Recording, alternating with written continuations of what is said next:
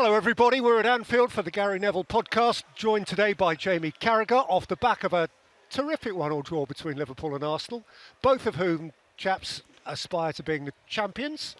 In that context, how do you read it, Jamie?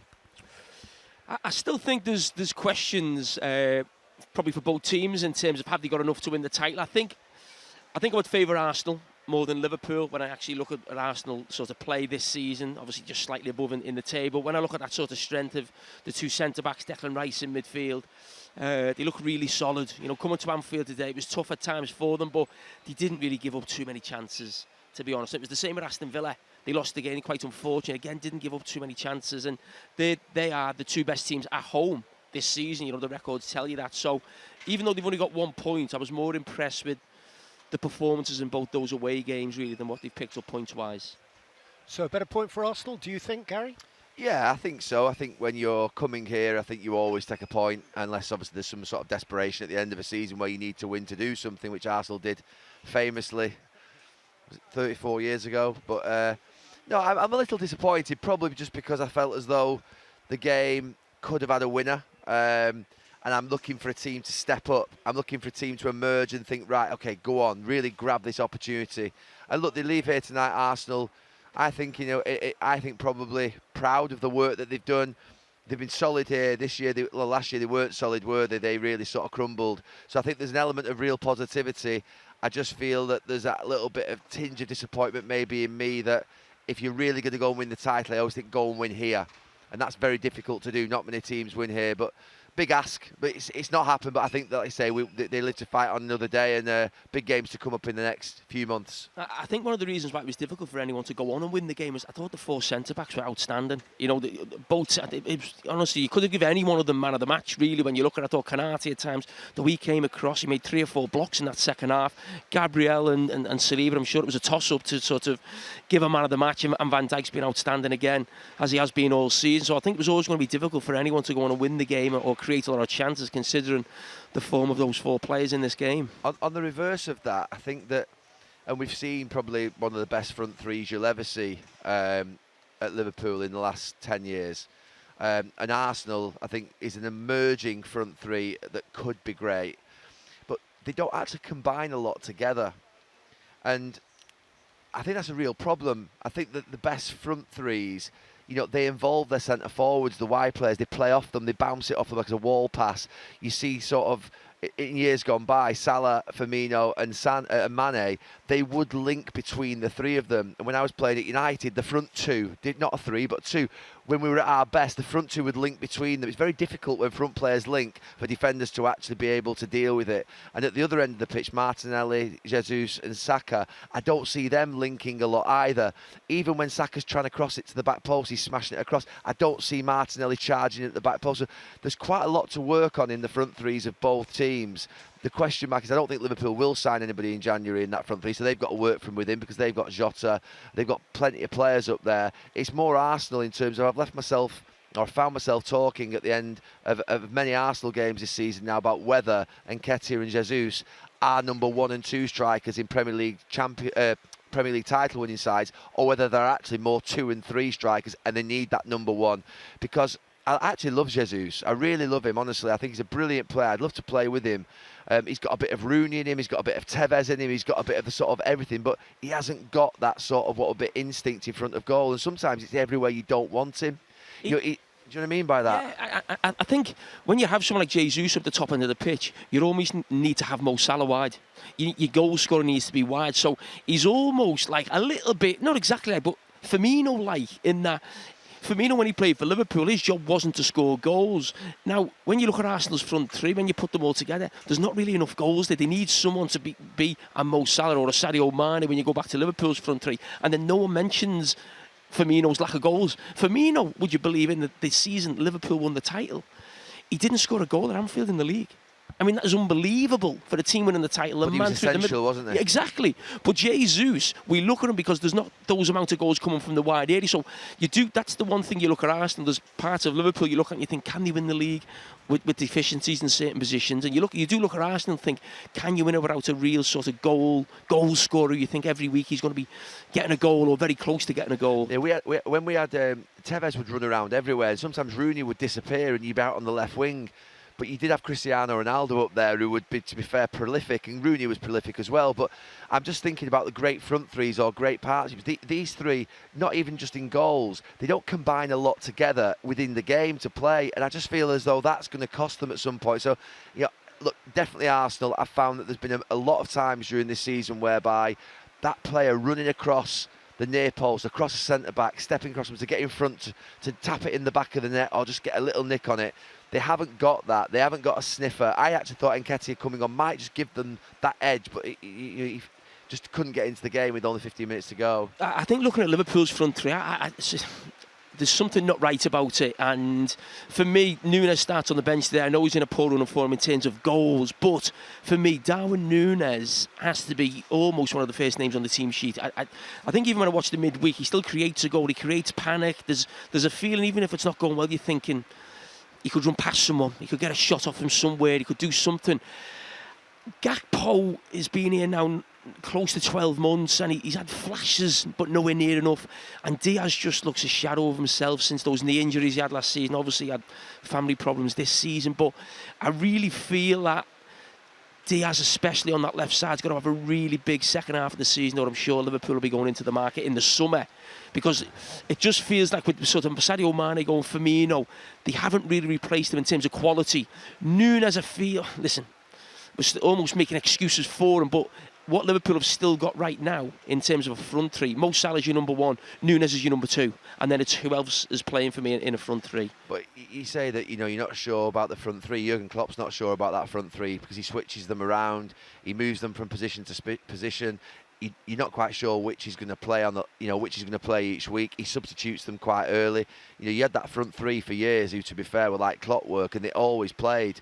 And now he's got a situation whereby he's sort of, if you like, sort of juggling balls every week and wondering which one he's going to pick. And they're scruffier. I mean, the three that were there before were world class. Núñez is scruffy, Diaz is a little bit scruffy, Gakpo's a little bit scruffy, Salah's obviously not. And I think that's something that ultimately, Liverpool just a little bit short. One thing on the positive for Liverpool, I actually thought the midfield three today could get overrun. Thought Endo, Curtis Jones in particular could get overrun. I actually thought they stood up to Odegaard, Rice and Havertz. Would you agree? Yeah, and considering those three players played midweek as well, and then you think about who you're playing against, the quality they've got, they're going to be a lot fresher. The energy they put into the game, the amount of times they won the ball back. And I think that's just one of the reasons why Arsenal came into the game a little bit more as the game went on, and why Jurgen Klopp brought Curtis Jones off. I mean, that was a big surprise for me. I thought Curtis Jones was outstanding in the game, but it was the fact he'd played midweek and Gravenberch comes on. But that is, I think, on the back of what happened midweek and what happened today, that, I think, for the foreseeable future, or certainly the next few weeks, that is Liverpool's go-to midfield three now, I would say. So moving on, how do you think Manchester City are viewing all of this? And in that context, how important has this weekend been for them? They are the world champions. Just say a little bit about that. I think that tournament doesn't get, obviously, the credit in this country. That it will never get the credit in this country. It got a bad name, the World Club Champions, even though it's slightly different. 23 years ago, when we as United went and missed the FA Cup, and it was at the time seen as a crime. Maybe it was. But it's a really important competition in the sense that to win the league and then to win the Champions League, to get there, you've got to have done a hell of a lot to even be in that competition, and then to go and win it. It's not always easy. So for Manchester City, it's a great achievement this weekend. Well done to them. They'll be happy about how the results have gone with Villa, Arsenal and Liverpool. So that'll be something that gives them a little bit of a lift. And for Manchester City, they've been below par. Let's be clear. I won't use the word complacent. I'll say below par, based upon their sort of unbelievably high standards.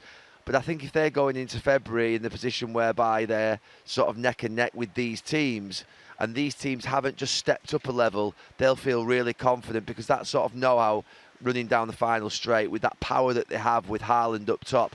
And if De Bruyne comes back, he's obviously a difference player. I think this last week's been fantastic for Manchester City. There was talk that I think the next time he plays are across Stanley Park at Goodison. and they could have been 12 points behind Liverpool.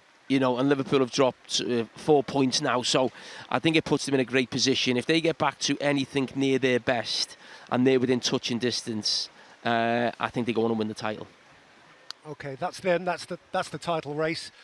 Gary, it wouldn't be one of these without a word on Manchester United, who've had they've lost again today. Yeah. What did you see of it? What did you make of it? To be fair, I've just seen the goals on the app because I was travelling over to Anfield and didn't see. I think you've seen the full game, haven't you? It doesn't surprise me at all. I didn't get carried away last week when they played here against Liverpool. I thought Liverpool were below par. I said in the podcast that I thought Manchester United actually were relatively poor in possession. I think they showed some resilience and got through the game. And you've always got to respect a draw at Anfield. But I think now what we see from this team, and I say this team, I don't just mean under this manager. I mean this team under any manager in the last 6, 7, 8 years is pretty much the same. That you can't trust them. They will let you down when they give you a sort of glimmer of hope that they might be on track to do something. They go and basically lose a game that they shouldn't lose. And they've got Villa on Boxing Day. They could go and win that. That's how daft it is. And then they could go and lose at Forest 4 days later. And that's just what we're watching. Watching such an inconsistent bunch. An inconsistency is a really bad trait in all walks of life. What you want is to be reliable and consistent. To be that 7 or 8 out of 10, to make sure that everybody knows in any single job, every single day. Imagine if you're a bricklayer, right? And one day you don't know whether the wall that he builds, that bricklayer, those sort of 400 bricks that he might lay, or 300 bricks that he might lay, are going to fall down the day after, or they're going to be really good bricks. Imagine if that was the case in any job in life. You'd be really, really annoyed, wouldn't you? So Do you do your hotel? I had a very good bricklayer. No, but what I'm saying to you is you think about every walk of life of consistency and reliability is really important in every. If we came up here every single week, I'm not. You've got to turn up. You've got to maybe give a little bit of insight. You've got to be consistent in your work. And Manchester United are inconsistent in their work, and the problems go a lot deeper. We've talked about them so many times now. It's cultural failure right the way through the club that only can be fixed through new ownership. And they're still playing bad. So the players on the pitch are not doing very well. The manager's going to come under great pressure. You didn't like the manager's interview at the end of the game, did you? No, I mean, I saw the interview at the end of the game. And listen, I understand managers are not going to be totally honest. I'm sure he's a lot more honest with his coaching staff on the way back from the game and when they go through the video. And you've got to be careful what you say and not criticise your players and bring, some sort of, sense to the game. And when I heard the manager saying they had control of the game, it reminded me a little bit of managers I've had when they were in there last season and things weren't going well. And when he was saying they had control of the game, I mean, I watched the game. I mean, it was a really poor game from both teams. But I think that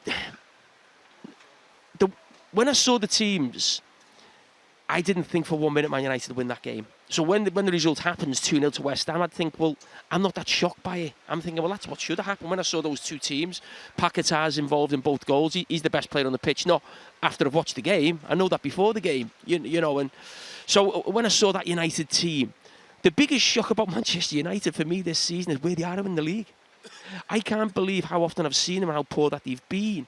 They're so far up the table, and if they got 2 or 3 results together, they wouldn't be far away from a Champions League position. So that for me is sort of the biggest shock. But no, they're a really average team right now. And you know what the worst thing you'd ever say about Man United? They're boring. And that's not a dig. It's just when you watched them, it was always when we were rivals, but you watched them, it was exciting. Even if they were getting beat, they would go for the throw to be all guns blazing at the end of the game. Now it's just, I mean, they've scored 18 goals.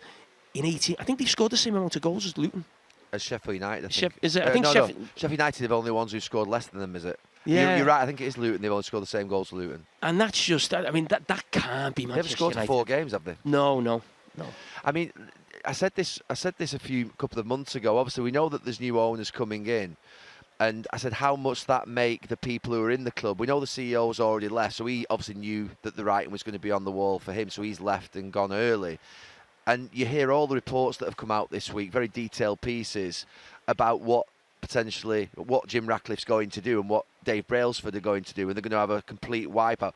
You can imagine how the atmosphere must be in there waiting for what would be the inevitable for probably 60-70% of the staff. You imagine how they must feel. They must all feel not undermined, but they must all feel like, let me get out of here quick. Because the reality of it is, they're going to probably have to at some point in the next few months anyway, because there's no doubt a new football director coming in, a new sort of, if you like, sporting leader, which is what Jim Ratcliffe is. He's taking over the football department. He's going to make sweeping changes because there's been 10 years of failure. So he's just going to make lots and lots of changes, and that's going to mean that at this current time, I almost feel like now it seems terrible. We're almost like getting to a point whereby you just write off this season, finish sort of like as high up the league as you can. It won't be obviously in the Champions League places. Can we get into the Europa League?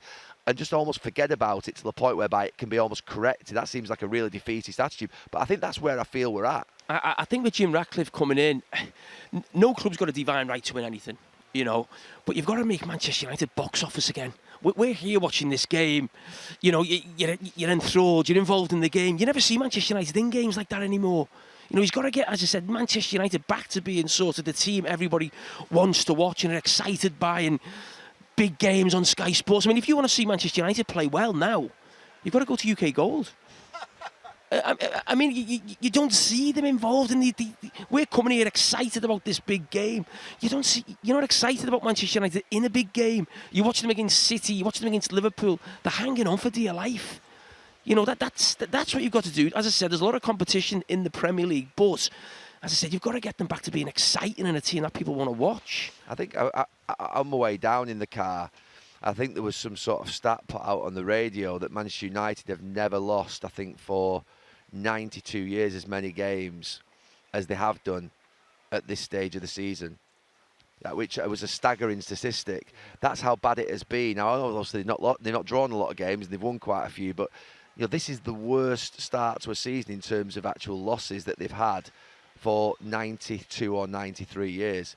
It's a really bad start to the season, but I can't help but think that, you know, the owners said they were going to sell the club 12 months ago. How they didn't get that dealt with in the summer so that we started the new season afresh. They're a disgrace, those owners, by the way. They are a disgrace to the end, and they still hang on for dear life. And they're going to now pass over the football department, and Jim Ratcliffe's going to come in and take their sort of main worry away from them. They can just sit there and say, it's not my fault anymore. It's up to him over there. And if Jim Ratcliffe doesn't succeed, then they're just going to still sit there and have their value in the club. It's a...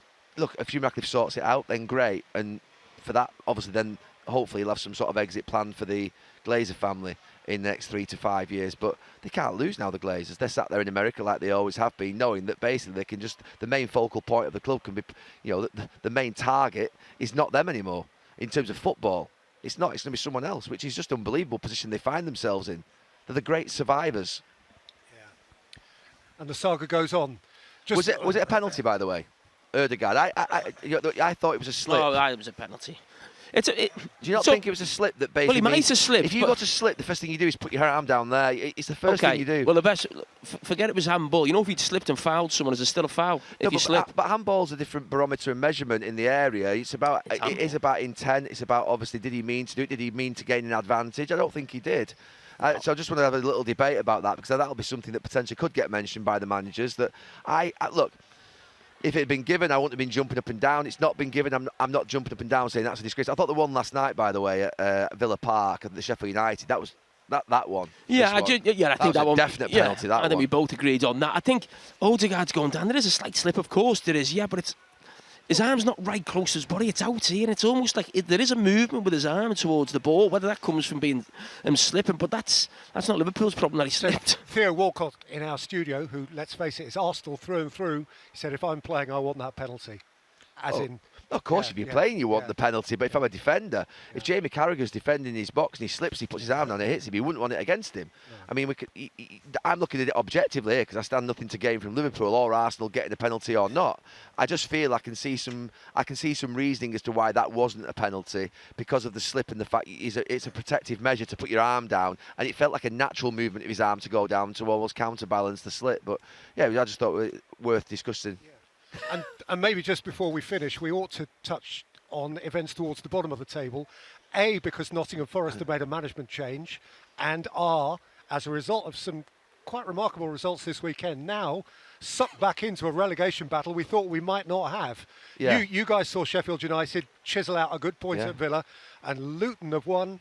And Luton have Burnley won away at Fulham. Burnley have won. We thought Luton would win, didn't we, against Newcastle? Yeah, I think Newcastle just finding it tough. The same players are playing week in, week out. But I think Luton have been a revelation this season, because I know they find themselves where they are on the table, where we all expect them to be. Probably all expect them to be bottom. But every game they play, no matter who they're up against, they're in the game. And if they do lose, they lose by the odd goal. And I think they've got Sheffield United on Tuesday, the Boxing Day fixture. And that feels huge. And we're talking about Nottingham Forest today, making a change new. They lost the game, so they're getting dragged closer. But I think teams who are 5 or 6 points above the relegation will see those results today.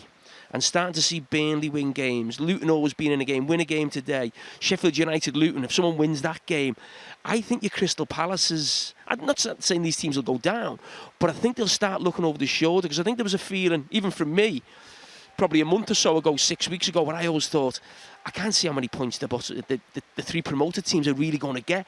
And just slowly, they're just clawing points back and just bridging that gap. And there's still an awful long way to go. And you expect them to improve the more experience they get and the more belief they get. And players getting used to the Premier League. So I think this weekend there'll be a few teams just looking over the shoulder.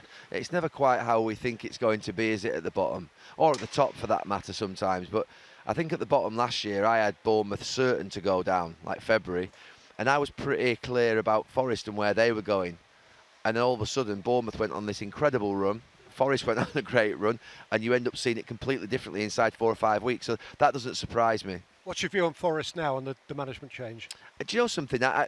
Instinctively, when I first sort of heard the sort of that Nuno had gone in, I thought, well, Steve Cooper plays great football. He's a coach. He plays out at the back. But he's not been playing like that.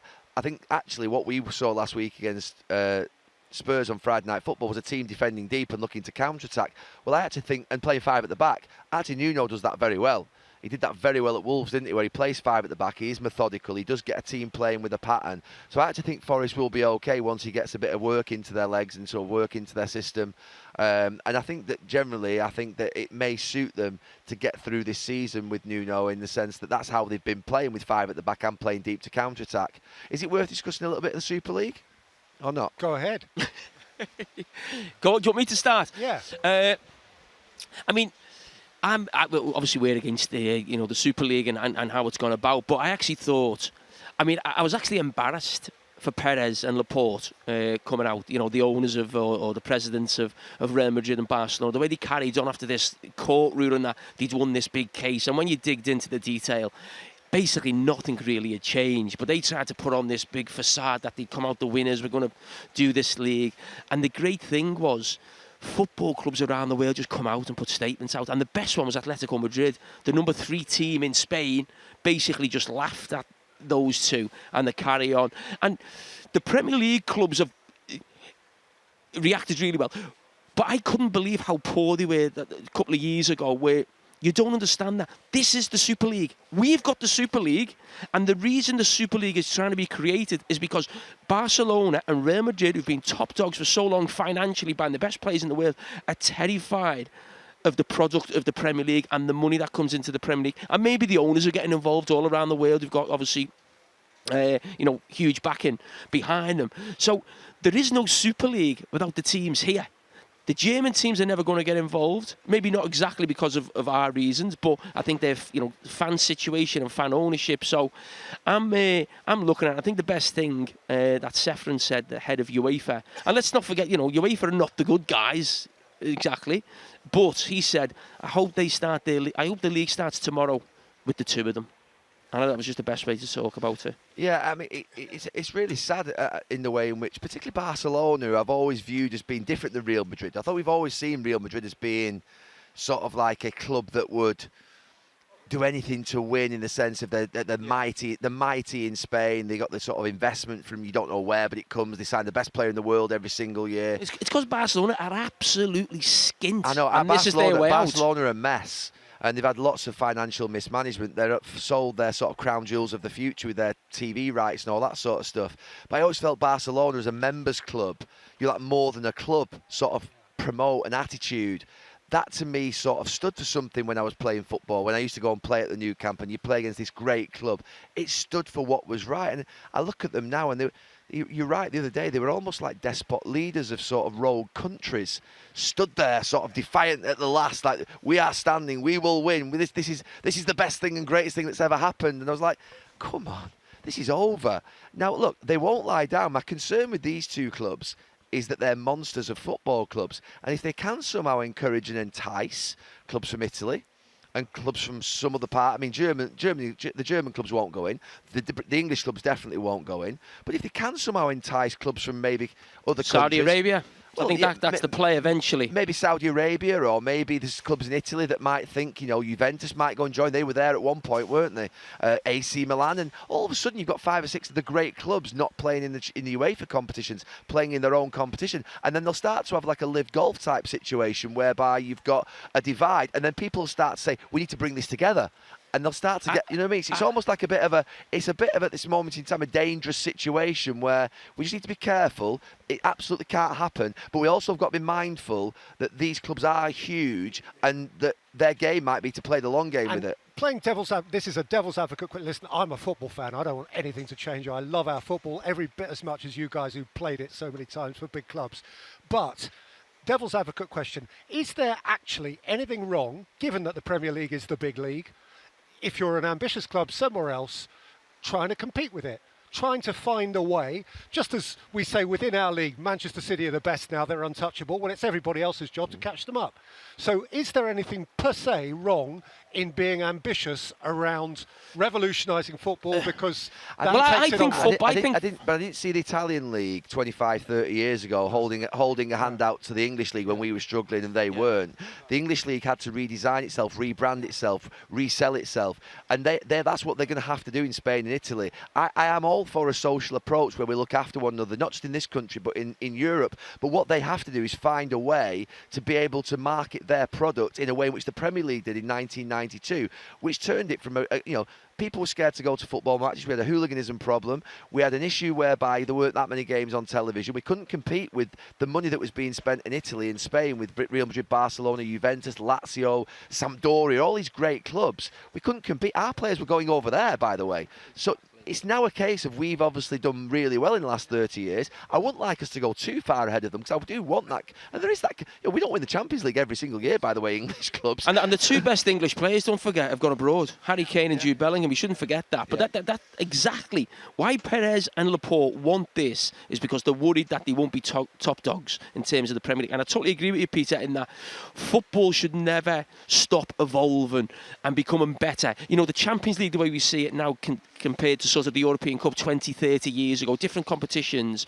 The Premier League out from the first division, the transformation's been fantastic. But so football shouldn't stop evolving. The Champions League's evolving next season in terms of a different format.